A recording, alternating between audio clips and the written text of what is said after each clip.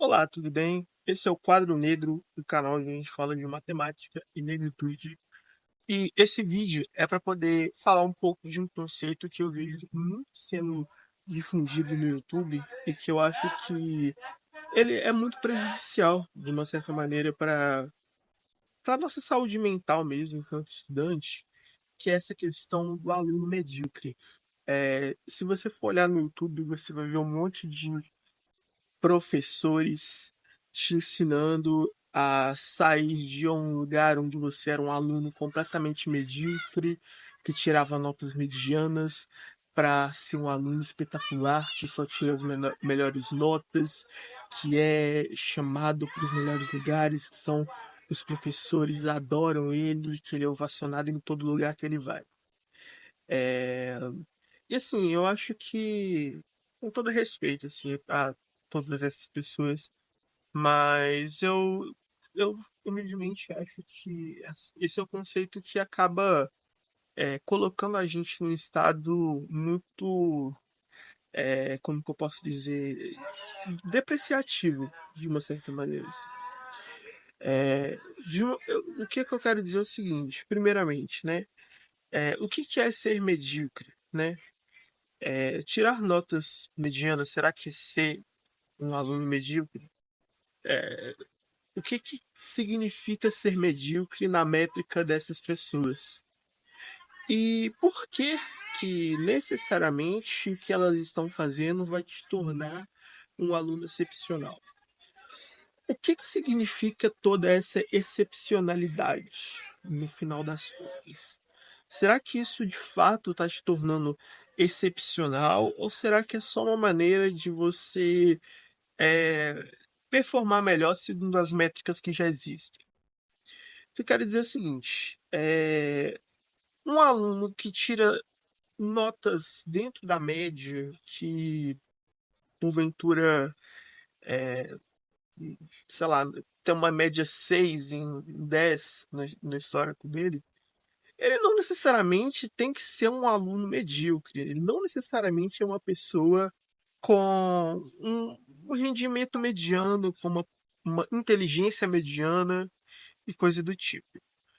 Isso porque, muitas vezes, as métricas com as quais a gente mede a capacidade e a performance dessas pessoas são unicamente baseadas em critérios que, às vezes, não favorecem essas pessoas. Vou dar um exemplo. E eu vou dar um exemplo falando do meu caso, por exemplo. Eu nunca me dei bem com prova. Nunca me dei bem com prova. Eu sempre tive uma grande dificuldade em provas. E eu não sou necessariamente, eu não era necessariamente mediano, eu já fui muito bom.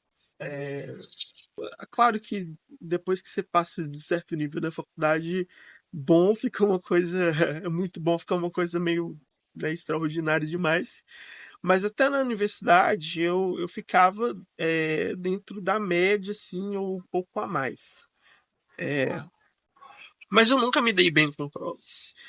E depois de um tempo, eu percebi que um dos motivos era, de fato, porque eu tenho uma questão de déficit de atenção e, pasme, essa questão, ela com certeza te interfere muito quando você vai fazer prova.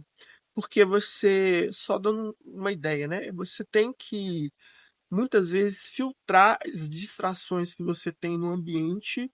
Então a prova está lá, você não pode se distrair com a caneta do professor, você tem que fazer sua prova. Isso consome energia, te consome uma certa parte do seu cérebro que devia estar trabalhando no exercício que está na sua prova, e você perde tempo e quando vai ver, você terminou a prova e não fez nem metade. Isso acontece muito comigo. Isso acontece muito. E E aí, muitas vezes, se a gente olha para essa métrica, a sensação que a gente vai ter é de que a gente é um fracasso, de que a gente é sempre medíocre, de que a gente é sempre mediano. E isso é bastante. Como que eu posso dizer? É bastante injusto com as pessoas, porque medíocre, mediano ou excepcional são métricas que elas são muito elas são muito pessoais. Mas ao mesmo tempo que elas são muito pessoais, elas muitas vezes são métricas que elas são difundidas por pessoas que querem que só um tipo de inteligência, só uma forma de ser inteligente seja valorizada. Ou seja, a inteligência através de provas, de você fazer uma prova e se dar bem e tirar total, não sei o que, isso daqui é um tipo de inteligência que é valorizada, né? Mas e a inteligência, por exemplo, de você conseguir pegar o que está aqui o que tá na sua frente e conseguir uma generalização. Talvez você, se você tivesse um pouco mais de tempo, se você levasse a prova para casa, você devolvesse a prova depois e você conseguisse, olha, professor, eu consegui generalizar para esse caso aqui. Isso é um tipo de inteligência também, sabe? E muitas vezes isso não é valorizado. Por quê? Porque a inteligência com a qual a gente está colocando a nossa métrica faça o máximo possível no menor instante de tempo. Ou seja, muitas vezes a gente preza quantidade e não qualidade do que a gente está fazendo. Ou seja, faça o máximo de questões possível com o mínimo de tempo, mas não se importe em realmente pegar aquela questão e trabalhar. Só se importe em fazer e ir para a próxima. E isso é difundido, de fato, nos lugares que a gente está. Os cursinhos são completamente baseados nessa lógica. Então, isso depende muito, sabe, do lugar que a gente está. Só que muitas vezes essa lógica de mediocridade ela tá baseada nessa ideia de que ser medíocre é fazer pouco, segundo essa ideia de que fazer muito é fazer monte de uma vez, mesmo que sem profundidade nenhuma. Então, o que eu quero aqui é contrapor e começar a questionar essa lógica que muitas vezes as pessoas colocam de que é, você ser um estudante na média te faz uma pessoa, um estudante medíocre. Olha, eu no meu eu faço taekwondo e meu mestre de taekwondo, ele sempre fala uma coisa que e olha que meu mestre assim é um dos caras dos melhores professores de taekwondo de Belo Horizonte. E ele fala uma coisa que é muito legal, que é o seguinte, o mundo ele é feito na maioria das vezes, por medianos esforçados iguais a nós. Não necessariamente o mundo tem que ser feito só pelos gênios, pelas pessoas completamente acima da média, que fazem descobertas excepcionais, etc.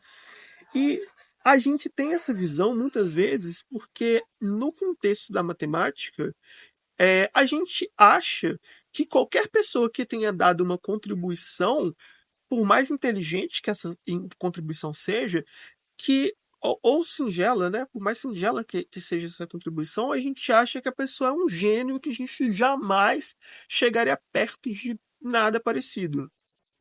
Então, isso é uma coisa que eu reproduzi 90% do tempo em que eu estive estudando na minha vida, de graduação, mestrado sei lá, ensino médio, eu reproduzi essa ideia de que a pessoa Gauss foi um cara que, não sei o quê.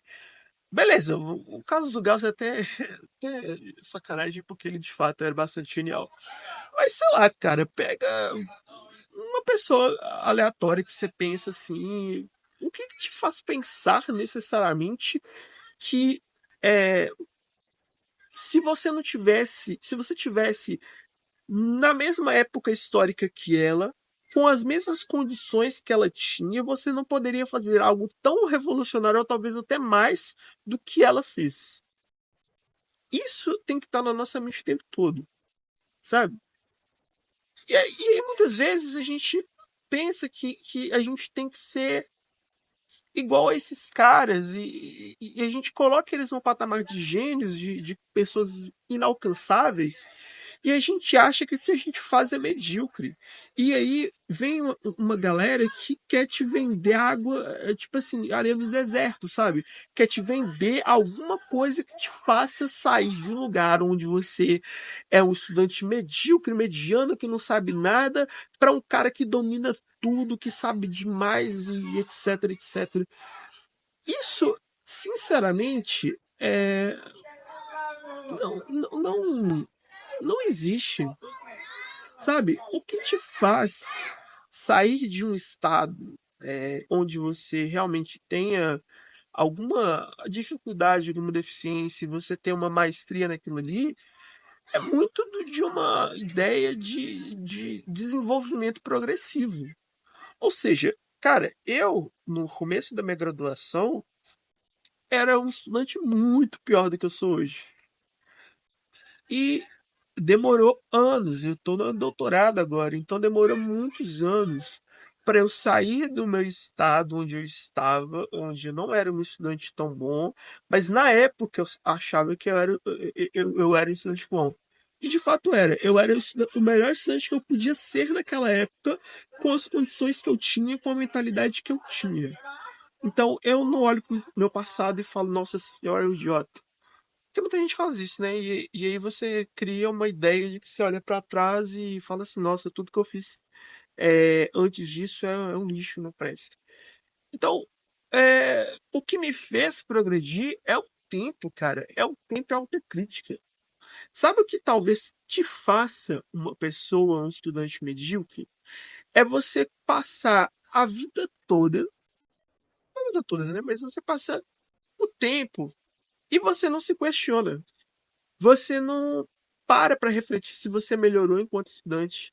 Você não para refletir se o método com o qual você está estudando ele é o melhor para você, se ele é o mais adaptado para você. Você não para refletir sobre a qualidade do que você está aprendendo. Você não para refletir se aquilo que você está aprendendo está sendo proveitoso para você e para aquilo que você se propõe a fazer, sabe? Isso para mim diz de um lugar muito mais de mediocridade do que tirar notas média 6, sabe? E isso é uma coisa, inclusive, que muitas vezes as notas não vão medir. Isso não é mensurável em notas. Isso é um trabalho que muitas vezes só você consegue reconhecer. E você vai mostrar, isso vai ficar claro para os outros à medida que você expõe esses conhecimentos para as outras pessoas. Ou seja, cara, você está estudando, no nosso contexto, está estudando matemática. Pega uma disciplina aí qualquer, sei lá, pega cálculo. Mano, não fica estudando cálculo sozinho. Conversa com seus colegas, cara. Ensina seus colegas. Ah, eu não sei nada. Ensina o que você sabe, cara. Porque com certeza, se você ensinar pro seu colega o que você sabe, das duas, uma. Ou ele vai estar reforçando um conhecimento que ele já sabia, o que é ótimo, ou ele vai estar aprendendo algo novo, que também é muito bom. Então ninguém sai perdendo. E tem essa questão de que quando você ensina, você acaba aprendendo mais. Então você reforça naquilo o que você está massificando na sua cabeça. E muitas vezes isso é importante porque é nisso que vai ficar claro o seu grau de maturidade com aquilo que você está aprendendo. Em outras palavras, muitas vezes a pessoa sabe, acha que sabe, mas ela é incapaz de ensinar para uma pessoa da área dela, que está do lado dela. Então, questione se você realmente sabe. Essa é a questão. Então, quando você faz esse exercício, por exemplo, de ensinar outra pessoa, de conversar com outra pessoa sobre matemática, você está fazendo um exercício de medir a sua maturidade e o quão você está avançando, progredindo, de fato, nos seus estudos. Porque você consegue ver com qual linguagem você consegue se fazer entender para aquela pessoa, mesmo que aquela pessoa seja um colega de classe seu. Porque Cada cabeça é uma cabeça, cada pessoa entende a matemática, entende o mundo de uma determinada maneira. E se você não for claro no que você quer falar, você não consegue fazer você entender a mais óbvia das proposições para outra pessoa. Então, é um pouco nesse sentido.